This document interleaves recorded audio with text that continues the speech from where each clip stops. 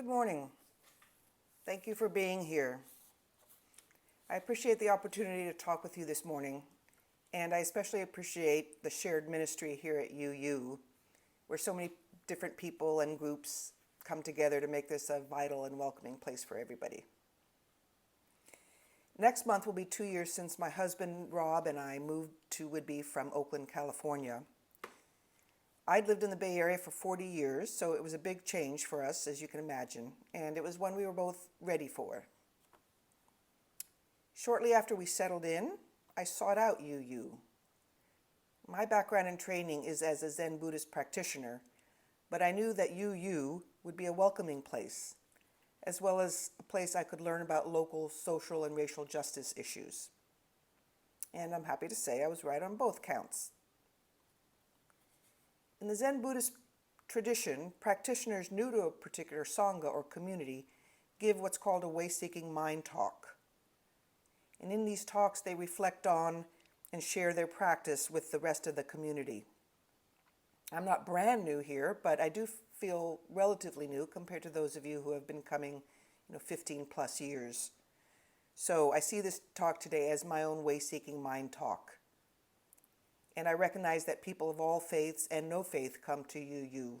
So I invite you to bring your own experience to this talk, and I also welcome the chance to hear any points of connection or difference afterwards in terms of our own journey. The poet Mary Oliver once said, "There's only one question: how to love this world." There are other questions that matter, of course, such as, why are we here? Or, what happens to us after we die? When will there be a vaccine for this virus that's killing so many of us? Yet I find the question, how am I to love this world, to be supremely useful? It's a question that I use as both ballast and sail on my journey whenever I find myself on uncharted waters. When I'm not sure what to do, this question provides me with a clear intention of how to live my life. So when I first read Oliver's statement many years ago, I was working long hours as an organizational psychologist in the Bay Area. And so my answer was fairly straightforward. I was loving the world by helping leaders of organizations bring out the best in themselves and others. I was sharing the skills and practices of collaborative leadership. And it felt like good work, important work, and it consumed me. Now it's 2020, and I find myself living in a nation that in many ways is unrecognizable to the one I grew up in. My siblings and I often say to each other, "Thank God Mother and Dad died when Obama was president." Unprecedented is now used so frequently by journalists, you wonder what can possibly top last week's news. Our country seems to be spiraling into ever-growing chaos and confusion. There are multiple converging crises.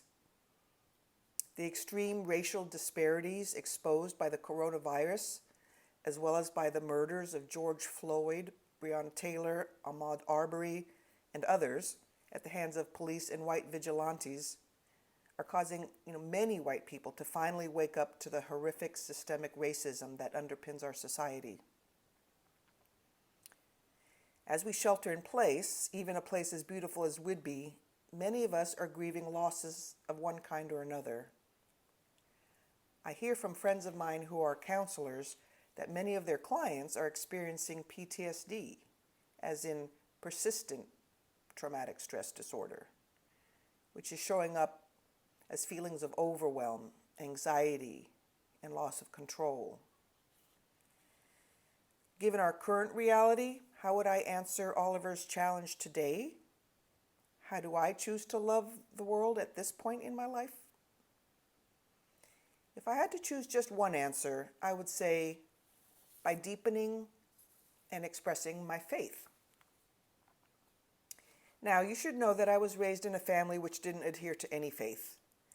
I don't remember us even talking about religion. And I went to church maybe all of 3 or 4 times before leaving home for college. So my response isn't something glib or automatic. I also recognize that many of the seemingly intractable problems in the world stem from religious conflicts. And to resolve these problems and alleviate the suffering in the world, we need concerted effort, not some platitudes to believe in. But notice, faith and belief are two different things. I choose to go with the original meaning of faith. In Pali, an ancient language of the Indian subcontinent, as well as in Latin and Hebrew, the word faith is a verb. It is something we do, not something we have or believe in. The English language would imply otherwise, as if it is some possession. But the Pali word for faith, saddha, literally means to place the heart upon. So the verb to have faith means to give yourself wholeheartedly to something or someone. And I find the fact that faith was originally a verb exhilarating. In contrast to belief, faith is not a definition of reality. It's not a received answer. It is a dynamic, open process, a process that encourages us to participate in and be transformed by the world in all its beauty and terror. As Alan Watts said, belief clings, faith lets go. But this giving ourselves wholeheartedly to something or someone means doing so even when, especially when, the outcome is uncertain. That is the very nature of having faith. And it can be hard to do. I tend to prefer some guarantee that my effort is going to pay off in some way, don't you? Otherwise, I'm less enthusiastic about investing time and energy. Yet certainty is the very opposite of faith. Certainty is like a closed fist. Faith is like an open hand. And it's a courageous heart, one that is unafraid to stay open, one that is not afraid to stay engaged in the world, come what may. Today our world seems to be at a tipping point. Are we in the midst of a massive collective awakening and transformation, what some have called the Great Turning, where we finally stop denying the truths of racism and the climate crisis, of voter suppression and police violence, and we start working to repair the harm we've caused?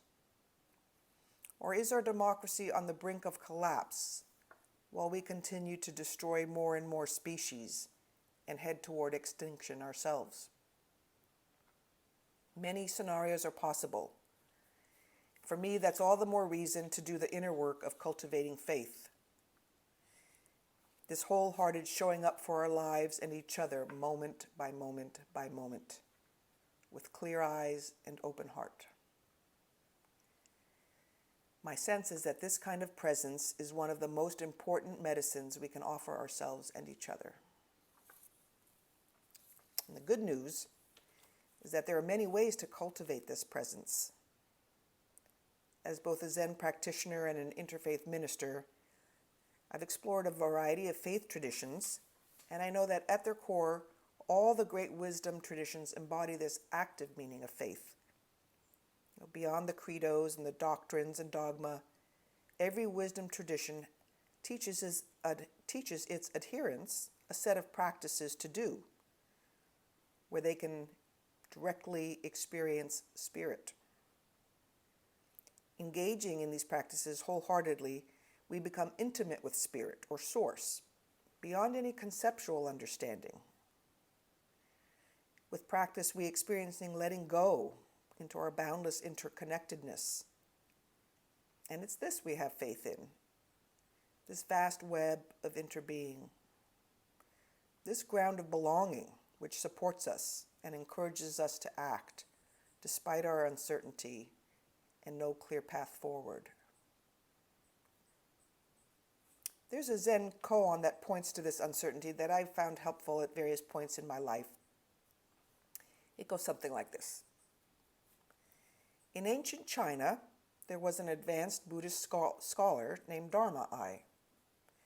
He had distinguished himself in the imperial courts, so decided to go on pilgrimage to the monasteries in the hinterlands to bring the monks there up to date with the latest in Zen teachings and scholarship.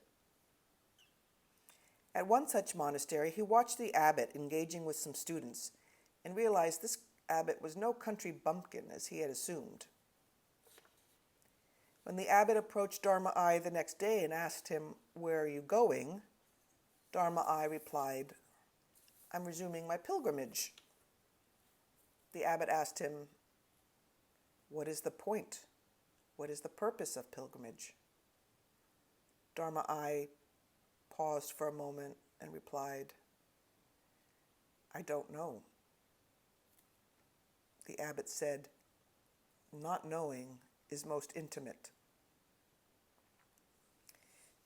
It's said that these words, "not knowing is most intimate," were turning words for Dharma Ai and led to his awakening. I find this koan particularly suited for many of us North Americans. Our culture regards not knowing as ignorance, as a negative state to be avoided at all costs. For most of our lives, we've been rewarded for knowing, for having answers, for fixing problems, for performing well. Here, the abbot implies that not knowing is a positive state. So how can that be? Imagine for a minute being lost in a dark hallway without any lights, not even a candle or your mobile phone. We must feel our way forward as if we are blind. We are forced to become intimate with the wall through our hands and through our bodies. Our mind and our conceptual understanding do us no good here. They will not get us to our destination. This feeling our way along the wall, the abbot is saying, is how we can practice with life as it emerges, with all its surprises, ambiguity, and uncertainty. Often when something unexpected happens, it's primarily frustrating or an inconvenience, like when our car breaks down or our boss suddenly dumps a project in our lap without any warning. Now, these events are unpleasant, but we deal with them relatively easily. But sometimes the unexpected is a much bigger disruption in our lives. Sometimes it's a crisis, like when a friend betrays us or our child is diagnosed with leukemia. When this happens, it can throw all our long-standing assumptions into question. We may recognize that a change in our assumptions is called for, but still find ourselves not knowing what to do. It is in this state of not knowing what to do that we can be fully present and trust the web of interbeing to hold us and reveal new possibilities. And it is in such a state that Buddhists say we come nearest or become most intimate with our true nature, one which is inherently free and compassionate. Dharma Ai reached such a state when he admitted he didn't know why he was going on pilgrimage. With the abbot's words, he suddenly realized he wasn't imprisoned by not knowing. He was freed by not knowing. He was free to feel his way along the wall until he found his own authentic response. In the past 4 to 5 months, life has certainly provided me with a lot of opportunities to practice with not knowing, and I'm guessing the same is true for many of you. Some of you may have lost a job or a house, or have a friend or a family member who has. Many plans have gone by the wayside as we continue to stay at home. Our daily rhythms have been disrupted. We've had to feel our way along the wall. We don't know when the physical distancing restrictions will lift or what our world will look like when they do. The murder of George Floyd has given me my biggest opportunity to practice with not knowing is most intimate. Like many people around the world, I was and am sickened by his murder and by how he was killed. I found the centuries of brutality and oppression against African Americans flooding my body, my nervous system, my psyche like never before. And despite many years of racial equity work, I was unsure about the most helpful way to respond. I felt a great sense of urgency, a need to act. For several days, I completely neglected my sitting practice as I began a flurry of activity, writing letters, signing petitions, donating money, marching. With the UU Justice Awareness and Advocacy Group, I started researching what defunding and transforming the police might look like. Then, a friend of mine who's a person of color reminded me to sit with my feelings before jumping into action. She pointed out how acting too quickly can be a distraction and a way to circumvent uncomfortable feelings about an issue. And that white people in particular do this in relation to racism. Activity, even when well-intentioned, can keep us from touching our pain and the pain of people of color. People who have lived with violence and threats and fear their entire lives. I thanked my friend for her words and started sitting again, tuning into my whole body, my head, my heart, and my gut. I became aware of the ache in my heart and the growing fire in my belly. As I settled, I noticed there was still some confusion moving around inside me. There were so many different suggestions about what white people could do, should do to be more anti-racist. Educate ourselves about personal and collective racist history. Read this list of 10 books. Listen to these 5 podcasts. March and protest. Call for reparations. Don't read books. That's what white people always do instead of organizing for change. Don't jump into action without examining our own white body supremacy. I continued to explore this question of how to respond most effectively. While initially uncomfortable, this confusion has proved to be a great crucible and teacher. I'm still finding my way along the wall, finding my own authentic and appropriate way of participating meaningfully in the movement to end systemic racism and injustice. And that's okay. In fact, it's more than okay. This crucible has renewed my commitment to do both inner and outer work for the long haul. As a bird needs 2 wings to fly, we need to do both inner and outer work if we are to soar, if we are to create a more just and loving world.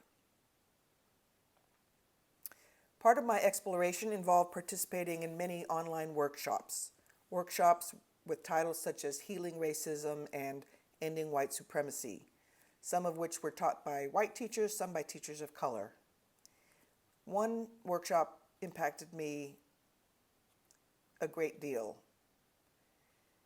The white facilitators talked about how we as whites need to replace our old default behaviors and protective strategies that keep us comfortable and ignorant about the racist system that we participate in and benefit from. They read a long list of protective strategies and invited us to notice which ones set up a ping or vibration in our bodies, a resonance, some recognition. A few of the strategies that they named were denial, avoidance, withdrawal, perfectionism, intellectualizing, rationalizing, numbing, urgency, and individualism and going it alone. Many of us in the workshop said, "Oh my God, I do all of those." But many also identified especially with the protective strategies of intellectualizing, rationalizing, and reaching for perfection. We saw how this tendency of ours to stay in our heads, even in response to suffering, is part of our need to know, to have the answers, to be right. As we dove deeper, we experienced this mindset as part of the conditioning we inherited from our white ancestors who colonized this country. The mindset that insists on being in charge and in control, even when it means destroying others. As workshop participants, we committed to the practice of noticing with curiosity and self-compassion when these protective strategies arise in our bodies. Because only then can we replace them with more open-hearted, heart-centered qualities of generosity and connection. It's only then that we can stay aligned with our commitment to be anti-racist. Otherwise, we'll revert to our old unconscious strategies that allow us to disengage, to get preoccupied with other things, and to perpetuate our white supremacy culture. This stumbling along and trying new ways of being so that others might walk more freely in the world is a spiritual practice for me. It's uncomfortable and confusing at times, but I know I certainly benefit from this greater sense of connection and joy. And if I were a person of color in this country, struggling to be seen in my full humanity as I am and not less than, I would pray my white allies would take this on as a practice. As Ruth King, an African-American author and meditation teacher says, racism is a disease of the heart, quote unquote. And our clever minds are not the tool needed to treat this disease. Our hearts are. In closing, it's the practices of the great wisdom traditions that I place my faith in. It's the practices, whether it's meditating, drumming to call in the animal spirit guides, singing hymns, performing ecstatic whirling dances, or engaging in contemplative prayer. It doesn't so much matter which practice we do as long as it's truly the practice of a wisdom tradition and we do it regularly. All these practices lead to the same place, to the luminous ground of our being, where we can come together and offer each other the simple yet daring contribution of our genuine presence and love. In doing these practices, we become like Kuan Yin, the bodhisattva of compassion. Kuan Yin is often depicted sitting in a position of what's called royal ease, resting one arm on her raised bent knee, relaxed yet ready to leap into the action for the sake of all beings. That is the benefit of performing spiritual practice. Our hearts open, we hear the cries of the world, and are ready to respond. Our world desperately needs this. We don't need to be of one mind or one faith tradition, but let us practice being of one heart. Thank you for your kind attention.